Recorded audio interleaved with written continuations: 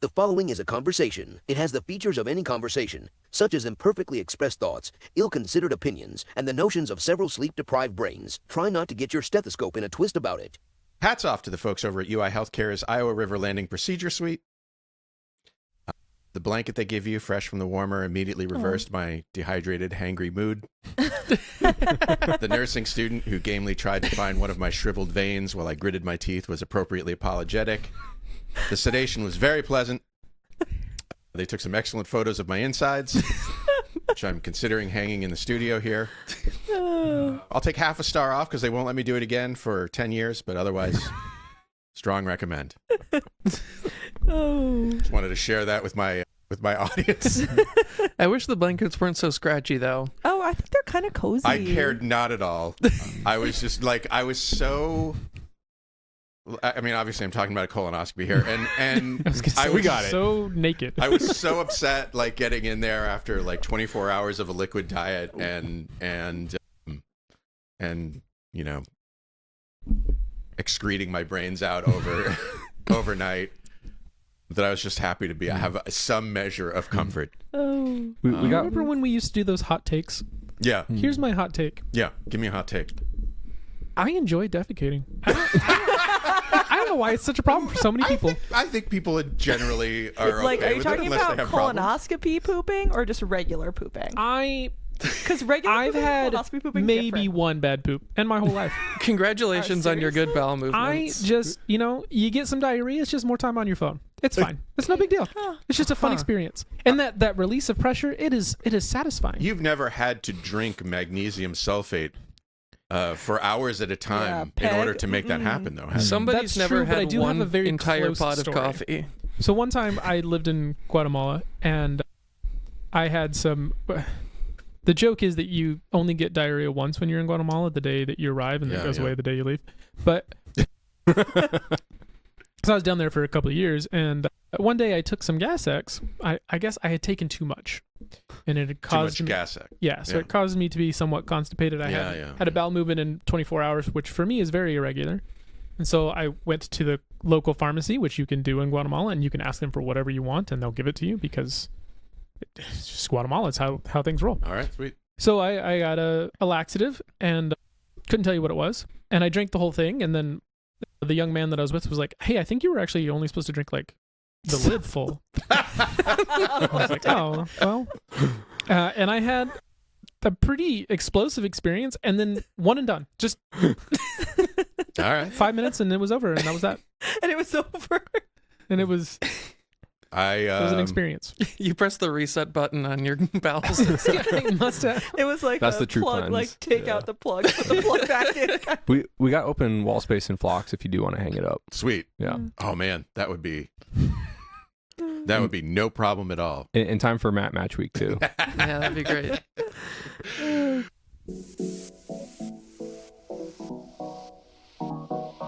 Meandering in the margins of medicine, it's the Shortcoat Podcast. Weird news, fresh views, helpful clues, and interviews. by students, for students. Subscribe to our weekly show at theshortcoat.com.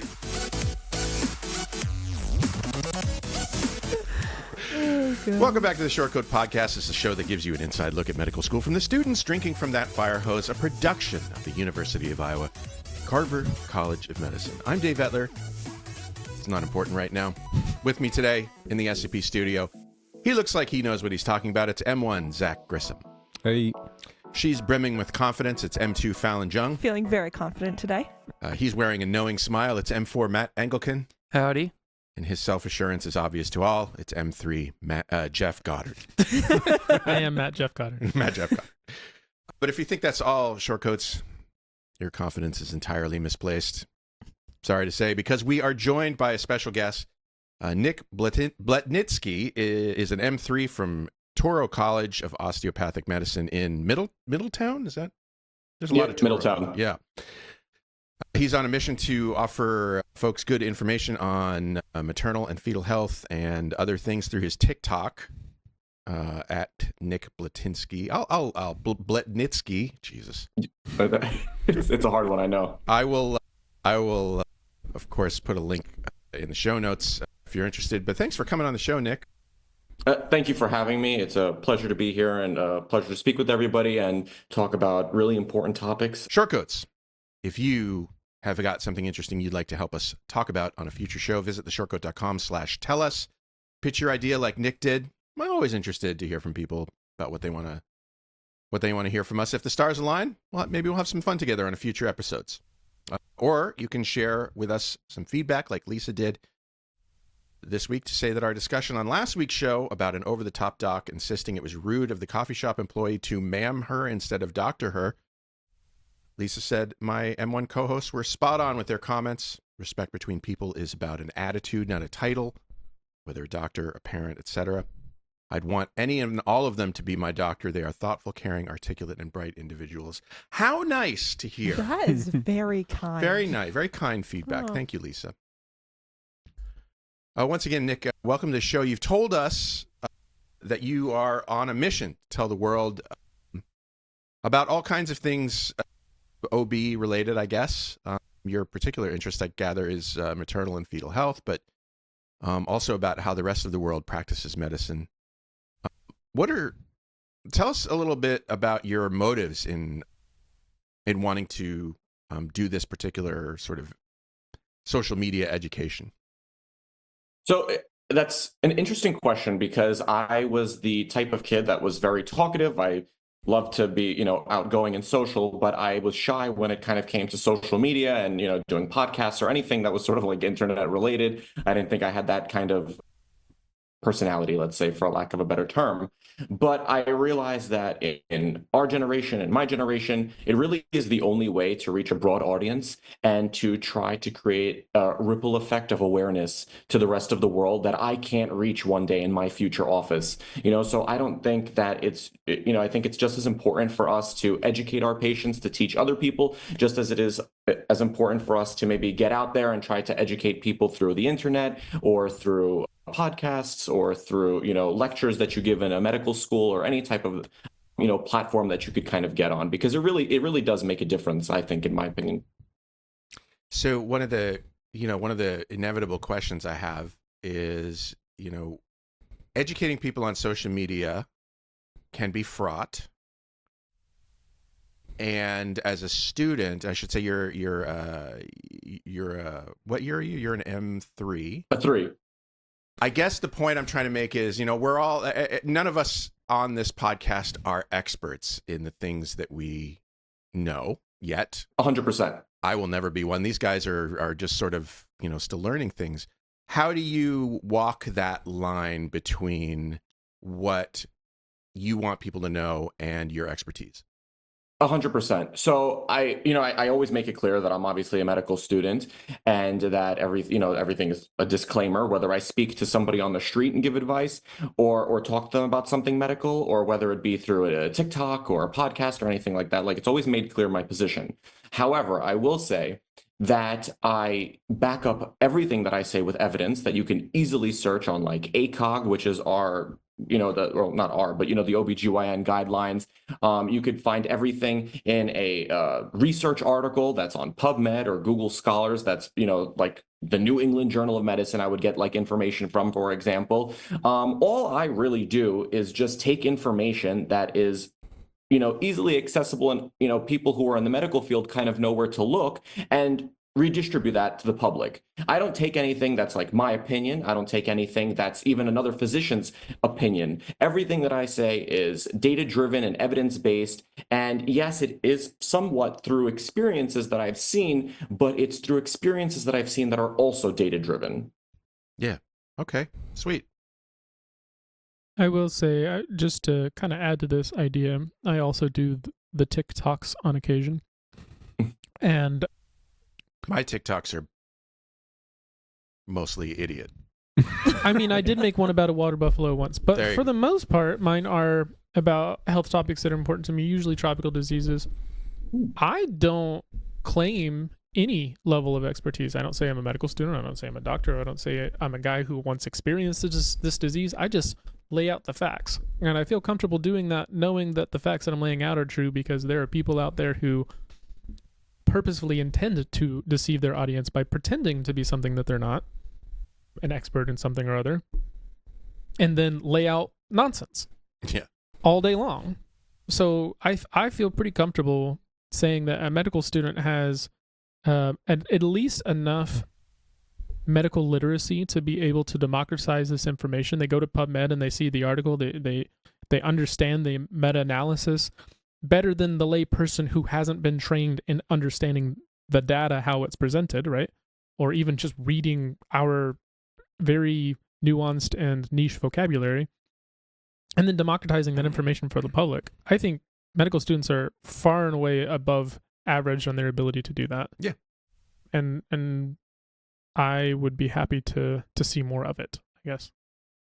And to kind of add on that, and I think expertise is a very interesting term, because it's like, in a court, they obviously can make somebody an expert when you go into a trial and stuff like that. But in the real world, like, what defines you as an expert, right? Like, people, and I'm not trying to claim that I am an expert.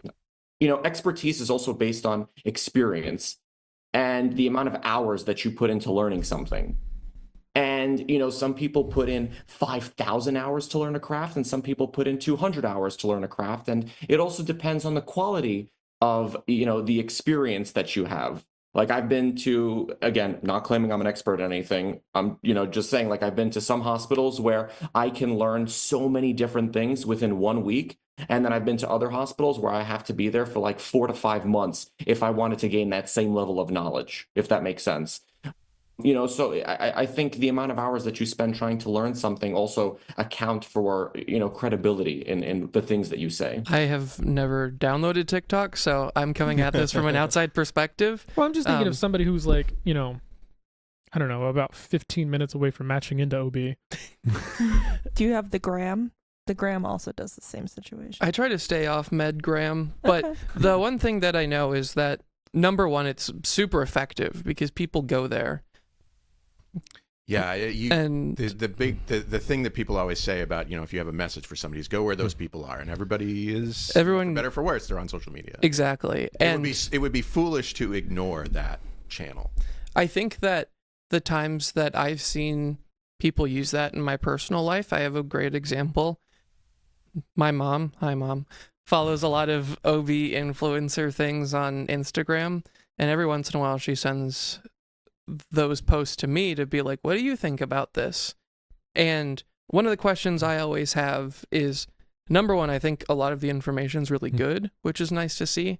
But the other question going off of that is the times where I don't necessarily agree with my takeaway of it is, how do you kind of acknowledge that and weigh the balance between, number one, producing a lot of really good content, being able to, like you said, Jeff, democratize information, but also not have patients say, well, this person online said this, and now I'm afraid of this, and I feel like my doctor's not doing a good job, and now I need a different doctor because this person's sabotaging me. Obviously, that's a little bit of hyperbole, but weighing the democratization. Weighing the democratization of information with either scaring people or providing information that, is right, but can be portrayed in different ways. The number one thing I think about is about 20-ish years ago now, a landmark study came out in the study of menopause that completely changed how people treated menopause. And I think there's a lot of things to be blamed on the researchers because they saw some information, they published the information, and then the media took it and ran with it. They said estrogen's horrible, it's causing people to die, don't prescribe it to anybody, and now 20 years later we know that that's completely false.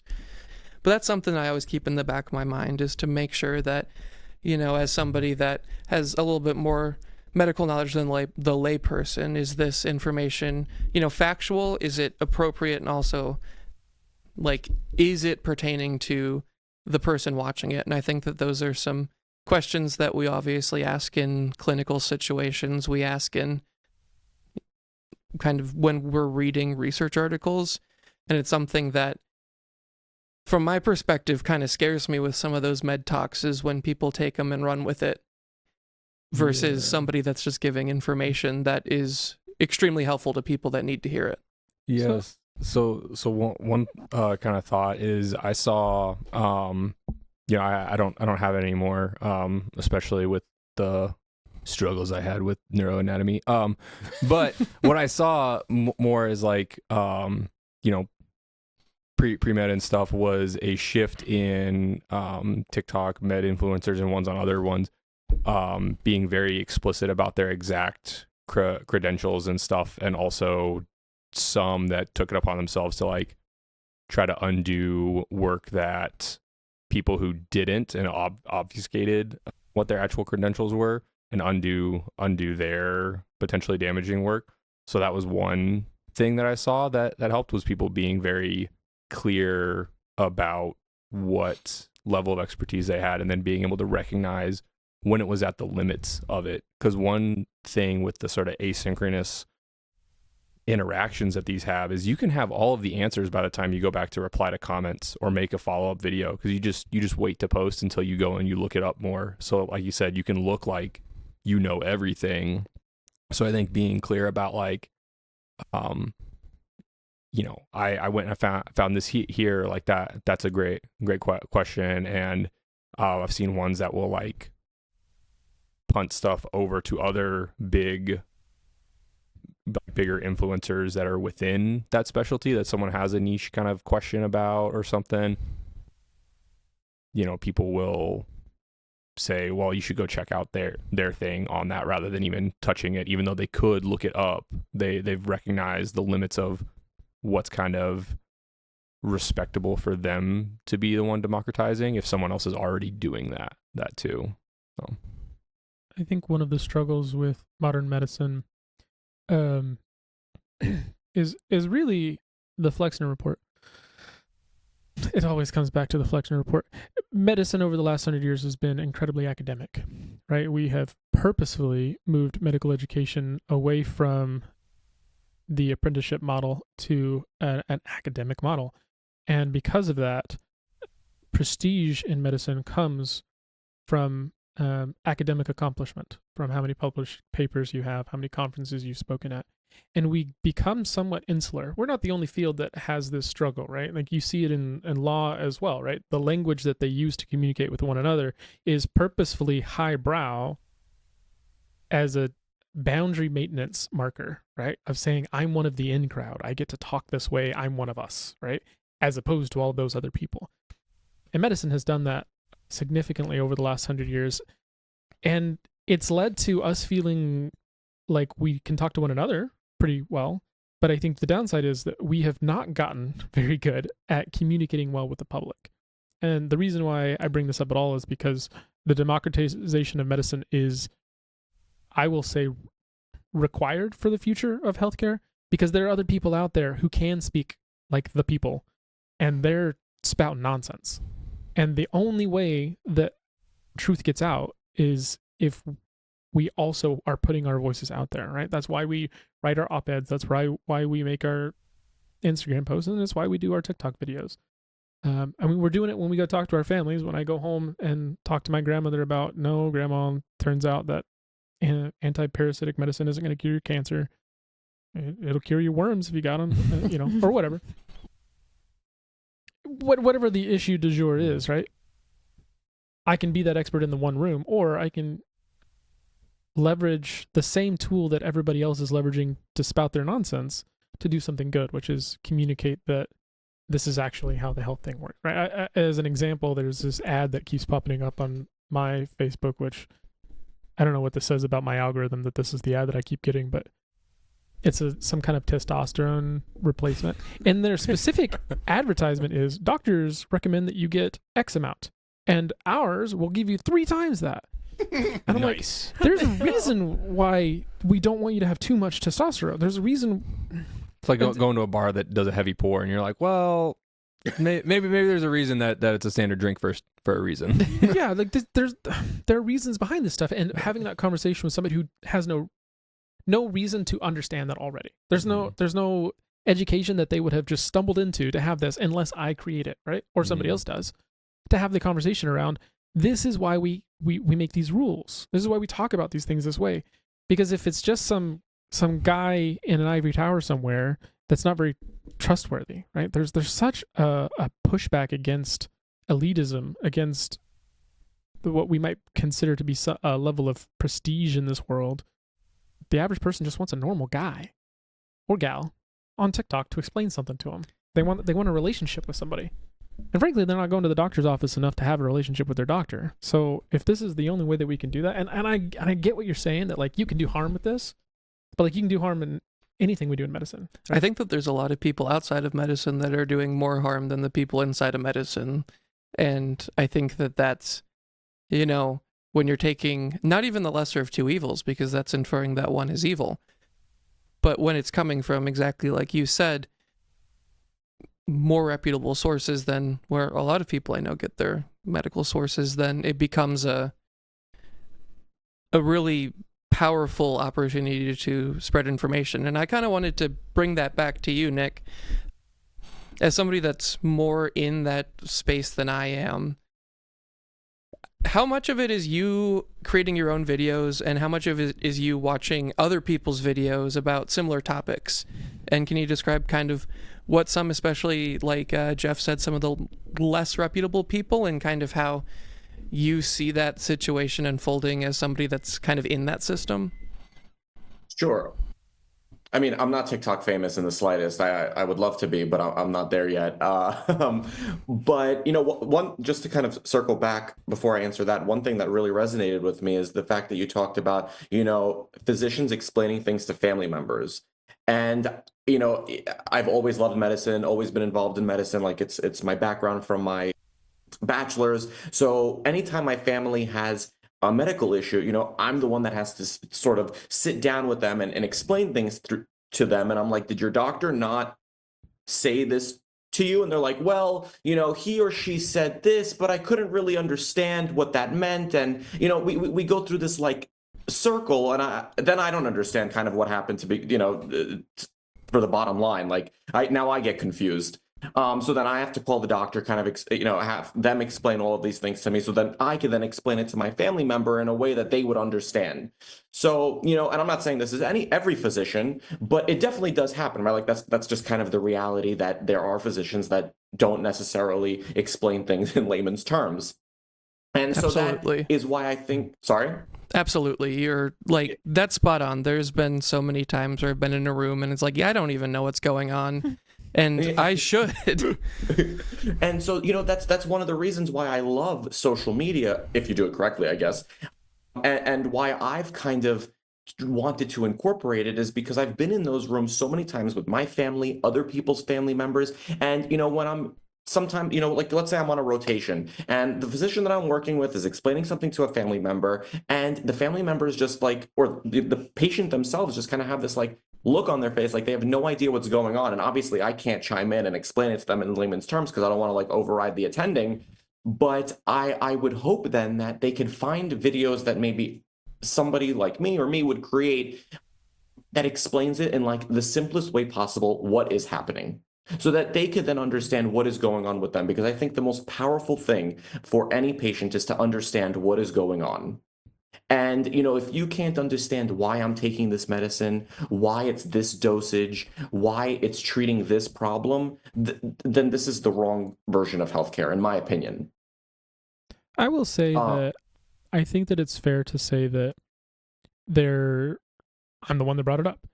There are a lot of doctors out there who may struggle with either undereducating or overeducating patients, right? I've been in the room where I'm like, 100%. I don't really understand why you're explaining the biochemistry at a cellular level to this patient. I just need to know whether or not their cancer's back. Or, you know, they don't really explain anything at all. So I've kind of seen both sides of that. I think that it's entirely reasonable to assume that if a provider has, let's say, a panel of 2,000 patients, they're going to have more or less a bell curve distribution of their ability to communicate with their patients. Some people they're going to click with perfectly, and a lot of people are just going to be outside of that. But the best doctor, the best communicator in the world, is not going to communicate everything well to everyone, because we receive information differently. So even if 15% of his patients, which is, you know, a not insignificant number of people, it's like 300 people, don't understand everything that he's saying, there just might be a better provider out there that can explain it well so that they can understand it. Even though that provider, he or she, is providing good, competent care, they're not understanding it because they're not able to click with that communication style. And that's where I think things like, whether or not it's TikTok or YouTube or podcasts or however we're communicating information out there, it's good to have disparate voices that just say things differently. Even if they're saying the same thing, they're saying it in a way that, it's just going to click a little bit better with this person than the last guy did. So that's my way of saying I don't want to just throw doctors under the bus without being able to communicate, because some can't, but also many just aren't going to click with that person, right? There are patients that I've clicked with 100%, and there are other patients that have been like, I don't know why this guy's even in the room. Like I guess I don't know why I'm in the room either. I guess I'll leave. My bad. I 100% agree with you, but it's like any field. Like you have good people and you have bad people, and you have people who maybe can't explain things, people who do explain things really well. People who sincerely want to get better at communicating. And exactly. Yeah. And, but I do urge people, like, obviously not every doctor is going to make a TikTok or an Instagram, and there's really no reason for every doctor to make a TikTok or Instagram. But when I see a patient that I've had on rotations, or even like through life experiences, even being in Italy and things like that, who don't necessarily understand something, I always try to find a different approach, right? So like when I worked in like cardiology and we were doing like clinical trials, nobody was able to understand how I explained the procedure. It was just like they couldn't understand how a catheter kind of goes through a vein and then somehow gets to your heart, and like a valve is just deployed. And so, then I realized, like, why explain something to them when I could just show them? And so I would just show people a video of what's exactly happening that was on the internet, that I obviously verified first is correct. And everybody loved it. They completely understood what was happening. And I realized, like, explaining something with your words is not always a necessity. Sometimes just showing somebody a video is, like they say, a picture is worth 1,000 words. Like, sometimes that's just the truest reality. Like, sometimes, like, when we're doing an ultrasound, I don't even have to say or explain anything. Like, I just show them what it would be like, or, whatever it is. I think videos are a phenomenal form of communication with patients because it's something that they can physically see, and majority of people, I think, learn very well from seeing something.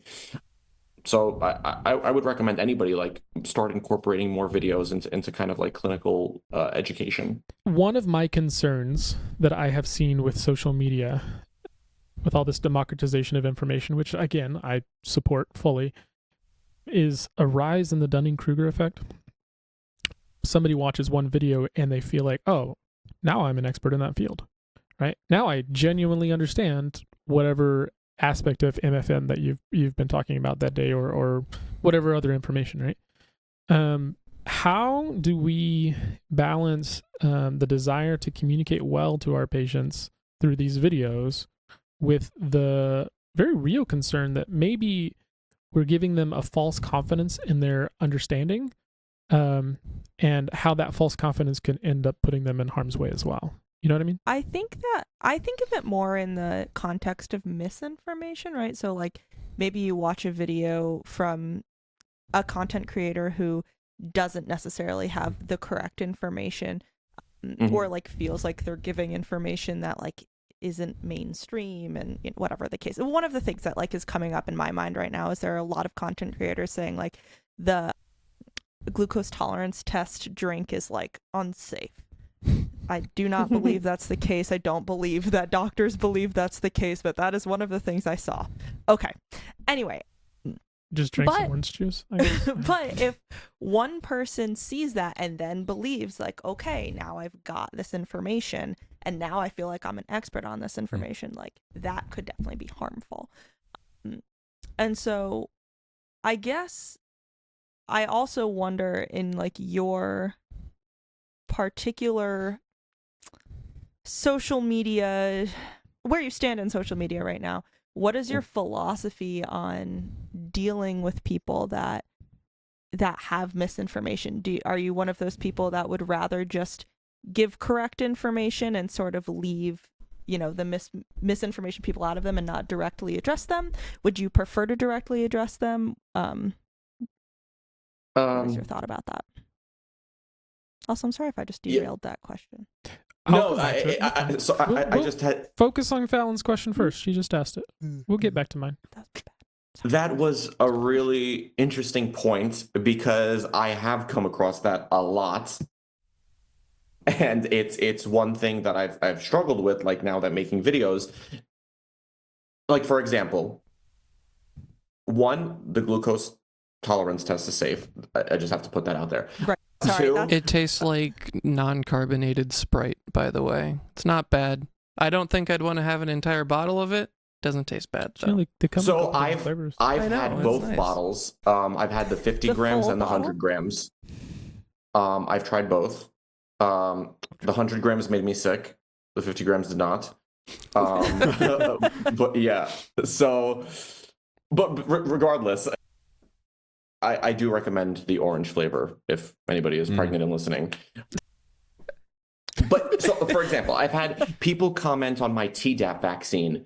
I mean, stuff that I've never even heard about, and you know, it's their opinion. Like, I mean, it's not necessarily fact, but they say things are in the vaccine that I've personally never heard. Something bovine or like some sort of horse enzyme. I honestly don't know what it is, and so I kind of don't respond to it because I know it's not in there, and you know, sometimes you can't, you know, have people believe what you were taught in school and things like that. And you know what, like that's one thing that I've also kind of learned down this path is that you have to accept, right? I put information out there. My information is easily accessible on the internet. It is easily seen on ACOG. And I will always provide somebody an ACOG link. I will provide them a CDC link. I will provide them the research article that this is all based off of. But I will not sit there and argue with somebody. And that is kind of like what I will do in my future practice as well, if I'm lucky enough to have one. I will not sit there and argue with someone. You know, that I don't think that's the physician's job. I think your job is to sit there and support people and to give them the best information that you can. And, you know, it's kind of up to the patient to then make that decision. And on the internet, it's hard because, you know, people are posting misinformation out there, even under my, like if you go to my Tdap video, like there's a literal war with like anti-vaccination and vaccination. I didn't get involved in that war. I don't think that's my battle to fight. I already did my part, I think, in posting the video, trying to, you know, create the awareness, and then the rest is kind of just up to the patient. I thought of an example. Oh, thank you. Yeah, I'm sorry. I'm sorry about No, this is fine. This is a little bit vulnerable because it's myself that posted a video. Once upon a time, I made this video about leishmaniasis. I like to post about tropical diseases because I lived in a tropical country and I know about them a little bit more. And as a medical student or doing microbiology as an undergrad, when you get down to the nitty gritty, I got excited, so I make some videos and I post them on the internet. And I made one about leishmaniasis, and I guess it popped off. It just kind of bad luck on my part because something hit the news cycle that week on leishmaniasis, and I got over 100,000 views on this video. And I posted the information that I presented, which is the truth, which is the vast majority of people are going to be asymptomatic with this disease, which is true for most tropical diseases, most infectious diseases. The vast majority of people are going to be asymptomatic. That works in favor of the pathogen because then they're spreading, and that's a good thing for the pathogen, right? But that said, yeah, you can have absolutely horrible experiences with it. But even the people that are symptomatic, the vast majority of them, we give them supportive care because they're not very sick, right? But we're just playing large numbers here, right? There's always going to be that one person that has an incredibly bad experience with that particular disease. And there are horrible things that can happen with that particular disease. There are horrible things that can happen with most diseases. And I think that there was a lot of concern about some people that were posting in the comments that like people aren't going to get, they're not going to seek out medical care if they see this and they think, oh, it's not actually that big of a deal, when it could, in theory, be a big deal for them. And maybe they should. And maybe if you've given this false confidence, you've put them in more harm than if they didn't know what the heck was on their skin and then they could go to a doctor, right? And I thought about that a lot. I made several follow-up videos trying to have a conversation with that because of that concern that have I inappropriately educated somebody into a false sense of security and it's going to be that 1 in 500, 1 in 1,000 patients that even has the symptomatic disease, but that one person might get hurt because I didn't communicate that well. You know what I mean? So like, I guess that's on the subject of like, we can do harm with this. How do we continue to make sure that we're improving our craft such that we are not contributing to the Dunning-Kruger effect of people feeling overly educated or appropriately educated when they only have a small piece of a very large puzzle? A 4 or 5 minute video on TikTok is not going to make you an expert in MFM, right? Or OB or whatever the topic is. It should give you some information that is helpful, and it should help you feel more empowered with that information to do whatever it is that you're trying to accomplish with your life. But hopefully not so much information that you feel like, oh, I don't need help anymore. I know enough, right? How do we balance that? I don't know. Do we feel like disclaimers are a useful thing? Like, I feel like whenever I watch medical type videos, a lot of the times people are like, no matter what, like, you should always get like information from your personal doctor. Like, make sure that, like, I'm not your doctor. Like, you need to go, you know, find your medical information or like get your medical care somewhere. And I wonder, I don't know if that's something that people just do to like cover their butts, or if that's something that actually is useful and people actually do follow that advice. But that's the thing that I would think of personally. I have to agree with that. So like, for example, I mean, I don't watch a lot of, actually, ironically, I don't watch a lot of medical TikTok. Usually people send them to me. My TikTok is mostly travel because it provides me with some joy. So, you know, in let's say I post a video, like, I always put for educational purposes only. Whether anybody reads that disclaimer, I have no idea. But I do put that out there that it's only for like information, you know, it's not like medical advice. And so like if I post a video about like why hormonal contraception doesn't cause ovulation, for example, like, I mean, you can ask your doctor about that, but like it's you know, fact that I've gotten, and it's like, you know, a physiological video. But if I was to post a video about preeclampsia, I would never make like a blanket statement that you only have to treat preeclampsia when it gets to like X, Y, and Z blood pressures or anything like that. You know, I would obviously just take stuff from ACOG, but I also do say in a lot of my videos, like, you have to speak to your doctor about these things. You know, what I'm kind of saying here is, like you guys said, you know, a very small portion of an overall topic. And it's really just for truly informational purposes, just so that you can kind of understand and hear this term at least once if you do happen to come across it throughout the pregnancy or throughout life in general. You know, you may have a sister that is going through something like this and she has preeclampsia and you kind of heard it from, you know, her doctor or whatever the case may be. But I do think that's a very interesting point of, you know, is a disclaimer something just for like legal reasons, or do people actually read the disclaimer and then go and speak to these things with their doctor? I truly don't know the answer to that. I would hope people do go and speak with their physician, because I think it's important, because, you know, it goes back to now a new sense of like personalized care, right? I have no idea what your issues are or what kind of problems are going on, or, you know, whether it be mental, physical, emotional, but your doctor does. And so it's really important to kind of incorporate all of those things with your physician. This is, you know, I think any TikTok video is truly just for the term to be put out there and kind of like plant a seed just so that you know about it. I think the thing about disclaimers from a non-expert point of view is that sometimes they get repeated so often that it becomes kind of background. When was the last time you read a terms of service? I mean, never. Yeah, that's true. Yeah. I'm sure that I still owe my firstborn child to Apple, but I probably. But you know, I think the thing to do, if you're going to disclaim at all, is to do it in a attention-getting way, like a song, like a song, or at least to say it in a way that, you know, is relatable. Like, you know, I can't come up with one right now, but you know what I'm saying? Like, make it a part of your patter so that it is clear that this is important to pay attention to, but also, like, you know, not just a boilerplate thing that I don't know. See, my problem is that I want data. I always want data. My wife makes fun of me all the time because there's just not enough math in the world. There just isn't. People I think just there's aren't plenty. doing it. Yeah, I strongly disagree. There's with that. plenty of math, but there's not enough. We Okay. need more math. I need numbers. Okay. So that said, it frustrates me to no end that we can say something like, I don't know if these are helpful or not, that we're doing these disclaimers. Why isn't this study? Why aren't people trying to figure Maybe out it how is do we make sure studied. that these are I useful? just haven't read it.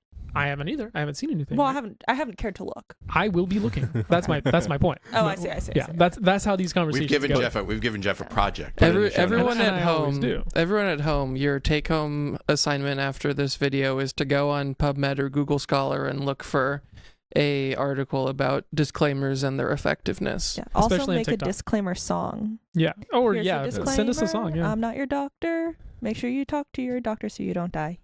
Perfect. I think it's been done. I do like the idea of trying to communicate to the audience that this is only one small piece of the puzzle and you're not going to be an expert just because you have this. But I also recognize that on a subject of effective marketing, effective messaging, the easiest way to get a message out there, to get it to spread like wildfire and get people excited about it, is to make them feel special because they know something that other people don't know, right?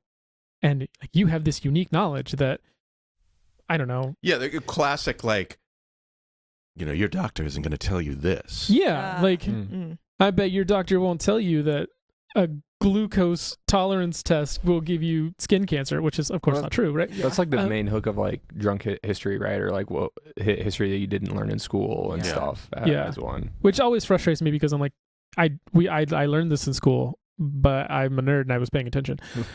Yeah. But my point to what you're trying to do, and to a much lesser extent, I'm sure, I am trying to do with posting these videos on TikTok is, I want to educate people. I want them to feel like, oh, wow, I know something, and now I'm empowered, and I can do something with this knowledge, but not, I'm special and I'm different because I know this knowledge that nobody else knows, and I have enough knowledge to go out there and do something like crazy. Like I still want you to fall within the parameters of some epistemic humility that, like, there are things that I don't know, and I'm probably going to still need that help of a physician or whatever to navigate this space, right? And it's a difficult conversation to have with social media. As we're democratizing information, how do we make sure that we help people realize that, like, and that's not all.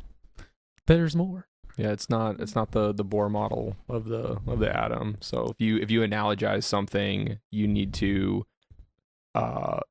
be clear that it's not the only thing. Because I don't know about you, but I felt betrayed repeatedly within physics and stuff, and then betrayed myself when I finally realized that because of curriculum progression, some of the pre-hospital like care algorithms I had first learned were out of date when I went to next training and learned the updated one, but then went on and learned that one that was the updated one was also out of date at the time that I learned it, to finally like looking at things more on my own and more updated like pre-hospital trauma guidelines and things like that it was like, okay, so kind of nobody knows what's going on with some of this, or data about what interventions within ACLS actually have an effect, whether or not chest seals work or like matter for pneumothorax, like penetrating chest trauma. And it's like, well, we're teaching you the best thing that we have at times. I think that's the hardest thing for the public to understand. Yeah. Hardest thing for somebody like me to understand, which is, your doctor knows what they know right now, and that's going to change inevitably. And so, the data that you're given as a patient one day may not be the same that you get in, 10 years down the road when you're still coping with your chronic illness or whatever. It's my mom will tell the story of, for each kid, we were supposed to be like laid down to sleep on our stomach, on our back, on our stomach, on our back. Like for all of us, it flip flopped. Well, classic example is the whole nut allergy thing from I feel like that. Yeah.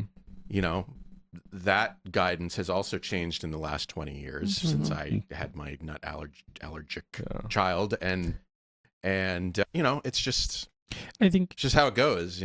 We had Dr. McCary on, and I highly recommend anybody in the audience who haven't listened to that one to go back to it. But recently we were talking about his book how much expert opinion is opinion, right? How much of these guidelines that are supposed to be based on research and fact, a lot of them are, but then you go back far enough, you go back 3 or 4 papers, and all of a sudden you realize, oh wait, this was all just based on an gestalt. opinion somewhere. Yeah.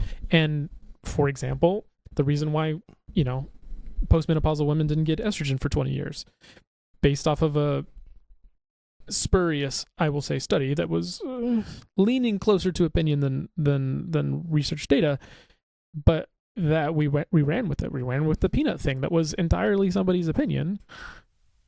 Countries have run with the measles vaccine being linked, and then did not improve or change the metric that they thought would change by removing it from the vaccine schedule. Yeah, interesting. So one thing that I know, and I don't know, I'll posit this question to Nick, but do you know why the guidelines for preeclampsia are the way they are?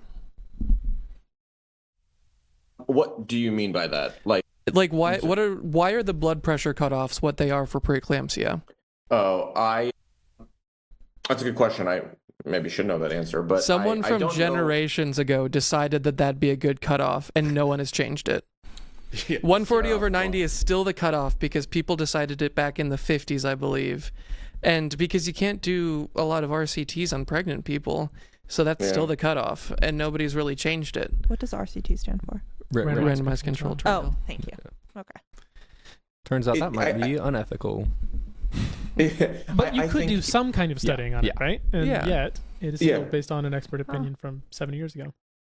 But there's a lot of discourse about blood pressures in pregnancy. But the way we classify gestational hypertension, chronic hypertension, preeclampsia, now there isn't enough information on it, but postpartum preeclampsia, not having preeclampsia throughout the entire pregnancy, and then having it in the postpartum period where people present with these severe headaches and uncontrolled high blood pressures, and it leads to severe maternal morbidity and mortality.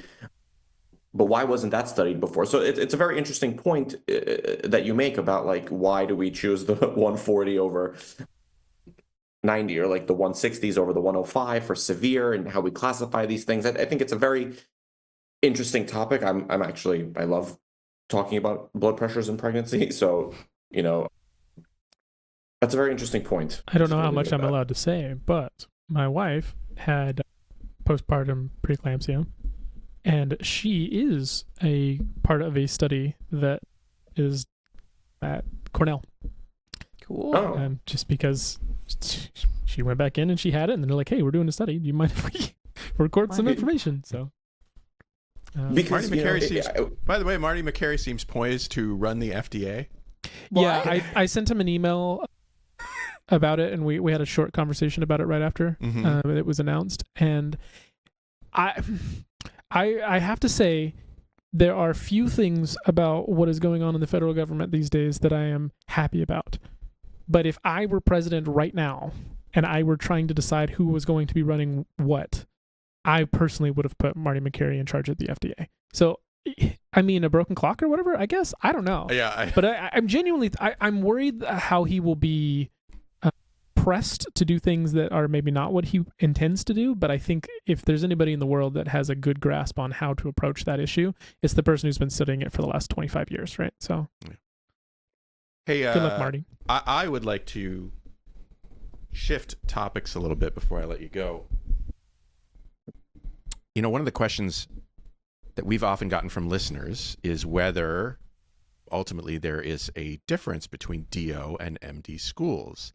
And having you, a DO student, on the show, Nick, is a kind of an opportunity to talk about how you feel about that question.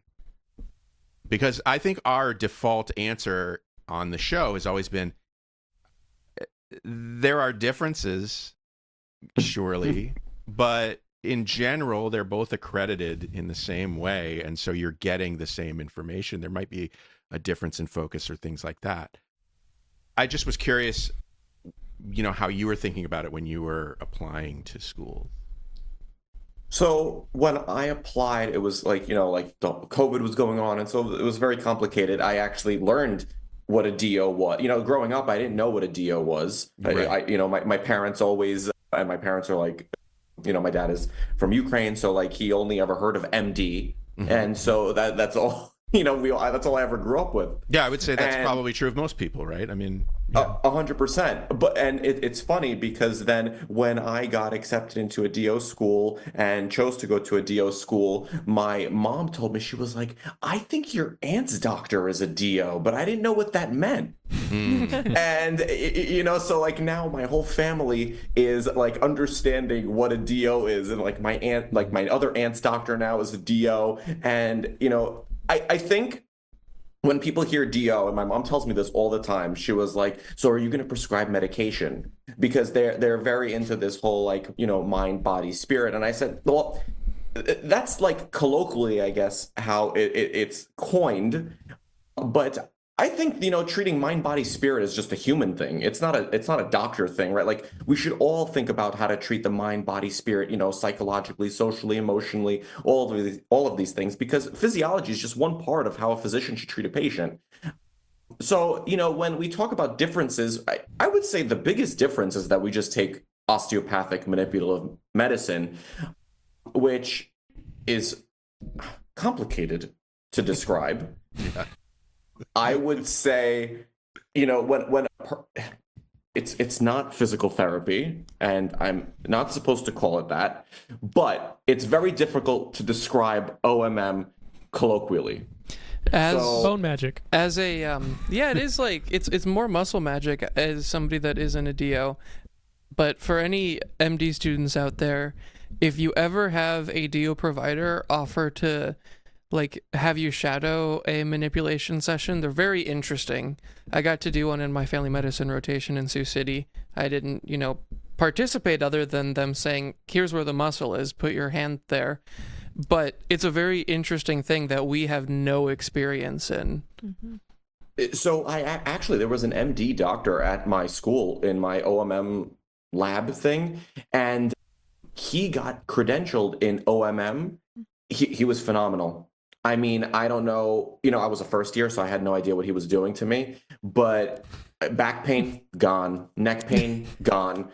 He was really doing amazing things. And, it's a very interesting field. I think the problem is that it's very time consuming to do it in the office. So only certain practitioners can do it in the office. Like you're not going to have an ER doctor in the middle of Philadelphia start doing OMM. It's just like, you don't have time for that.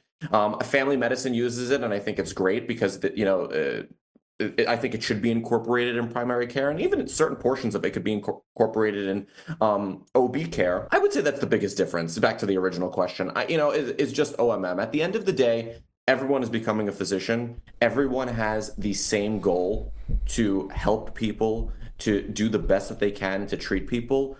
And it's not just treating people through surgery and, pharmacology the way I think it was in the past. I think physicians nowadays have a very different outlook on how to treat patients. And it's through, thinking about how does everything affect you emotionally, physically, and mentally. Yeah.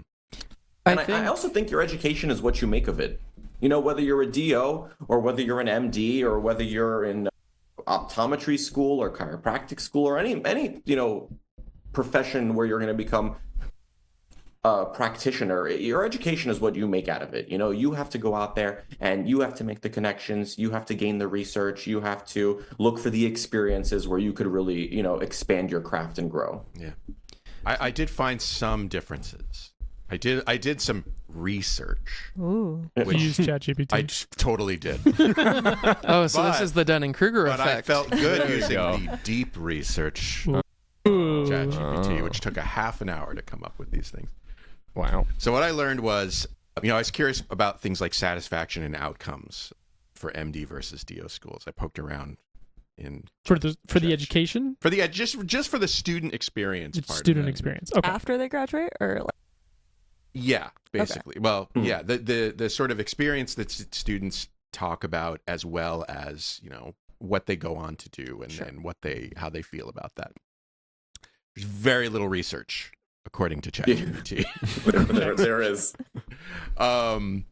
But one of the striking things I found was that both MD and DO students complain about aspects of their educations. So, there's a level playing field right there. I think part of that is just being a student. And, I'm currently in the process of filling out the graduation questionnaire, Yeah. and they keep asking, like, are you satisfied with things? I'm like, I don't know anymore, man.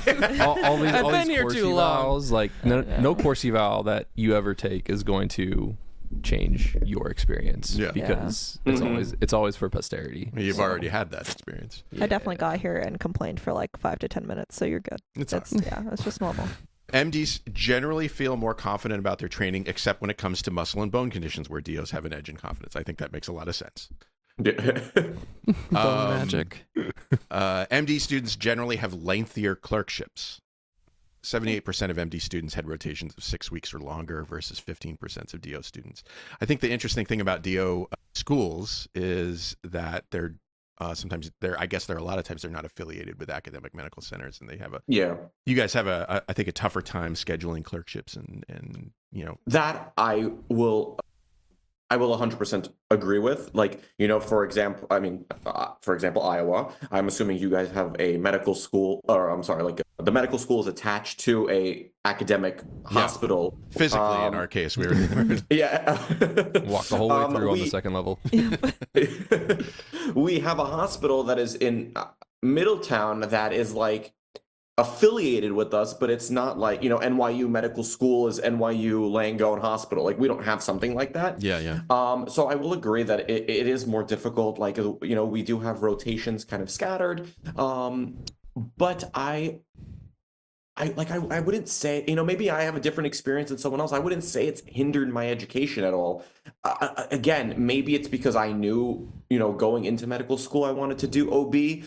And so I didn't really necessarily care as much about like what my psych rotation was like or what my,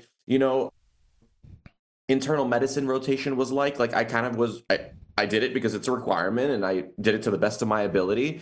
And that was kind of the end of it. Yeah, I think the message is that I intend to say is that, it's a little bit harder sometimes to work one system than the other, but that's always going to be the case, even between MD schools or between DO schools. I mean, it's just, a hoop that there's a variety of hoops that you jump through in either case, and 100%. Sometimes those hoops are harder and sometimes they're easier, but it doesn't mean that there aren't hoops. Let's see. MD students have more opportunities to be influenced by research experiences. But again, like I say, these studies weren't great at answering my questions because they were limited by specialty. So, what I ran across, maybe they were talking about OB, maybe they were talking about ortho experiences, but they weren't talking about like the overall situation. So they were limited in scope. They had sort of lopsided sample sizes.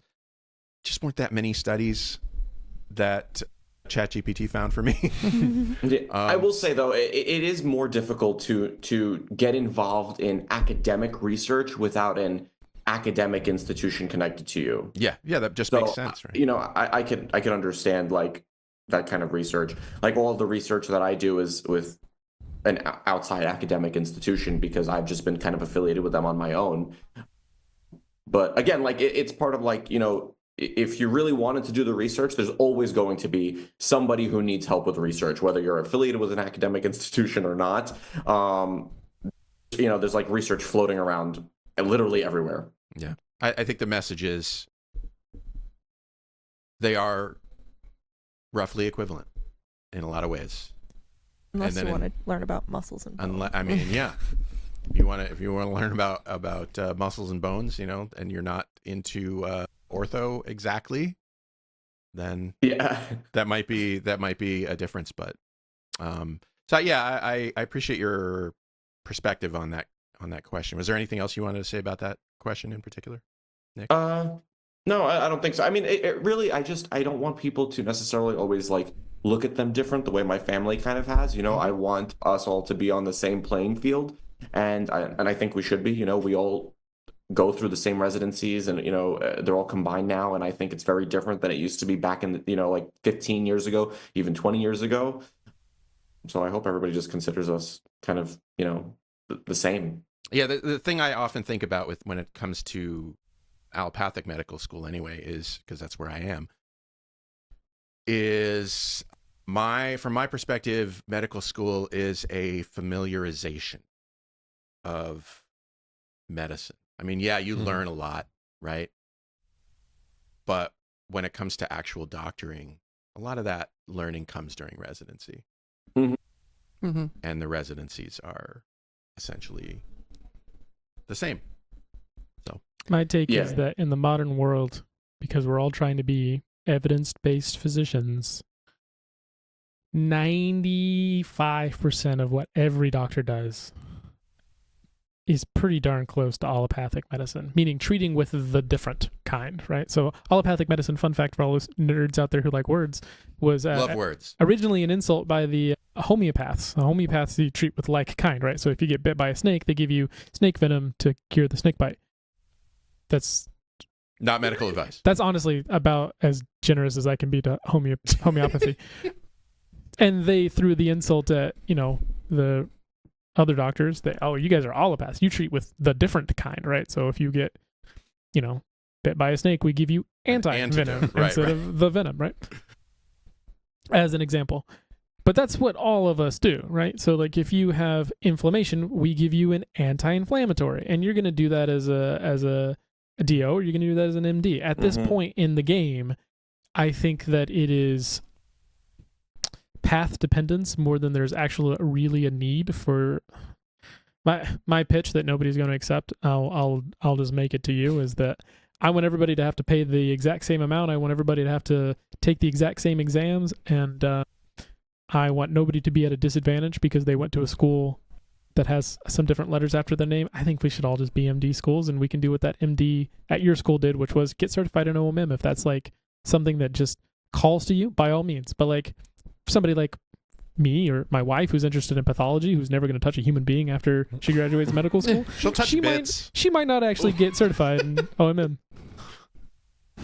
She'll touch the little bits. The little tiny bits. Little tiny bits. The granulation tissue. Yeah.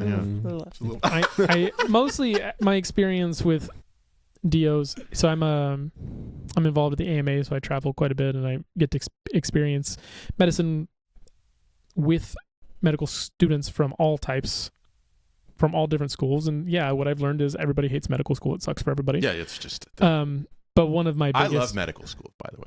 Yeah, it's been great. I don't have to do it when you don't have to do it. And one of my biggest takeaways from my DO peers has just been that like things are more expensive than they probably should be. Yeah. Double taking exams and a little extra expensive on the away rotations and all this stuff. And I'm like, I think it'd just be easier if we're all the same. Yeah. What do I know? Yeah. Very, very little. What do you know? Well, that's our show. Yeah. Nick, before we finish up, what advice do you have for those considering what it means to be a health advocate on the internet? So I think one of the best pieces of advice that I can give is find the right mentor, because if I didn't have my mentor that I have now and all of them, I wouldn't be able to do anything that I do. I wouldn't be able to travel to these different, countries to learn medicine. I would not be able to, learn how to advocate for other people. And I think it's so important to have a mentor in your corner who teaches you how to advocate, who teaches you, the medicine, and kind of just shows you the way the world really is. Because I think in medical school, we don't really learn the way the world is. And then you leave medical school and the world is completely different than what they told you in medical school. So, it's really just find a mentor that's as passionate as you are, learn from them, grow as an individual, and really just make sure that you're posting accurate content from your experiences, and that is data driven. Yeah. All right. Perfect. Well, thanks for taking the time to talk with us. Thank you for having me. It was a really interesting and enjoyable conversation. Shortcoats, go check them out on the Clock app. Look for that info in today's show notes. And Matt, thanks for your work setting up today's discussion. Appreciate that. Of course. And Jeff, Fallon, Zach, thanks for being on the show today. Thank you for having us. Thank you. And what kind of vestigial organ would I be if I didn't thank you, Shortcoats, for making us part of your week? If you're new here and you like what you heard today, follow the show wherever fine podcasts are available. The show is made possible by a generous donation by Carver College Medicine Student Government and ongoing support from the Writing and Humanities program. Our music is by Dr. Vox and Catmosphere. I'm Dave Etler saying, don't let the bastards get you down. Talk to you in 1 week.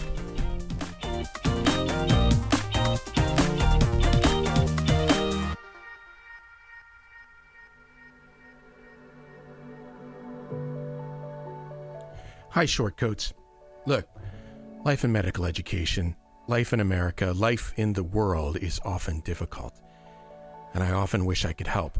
All I have is this podcast, but in my wildest dreams, you have the support you need to lead a life of your choosing. You deserve to be happy, healthy, and successful in whatever ways you define those words. So if you need support because you've experienced racism, discrimination, harassment, mental health crises, I want you to be able to get the help that you need. And so I'm going to put some links in the show notes to some resources that you can use. But the bottom line is that for what it's worth, I see you. I know you're out there. I wish I could do more. Maybe I can in ways that I don't understand yet or know about. But I see you, and I'm glad you're here, and other people are too.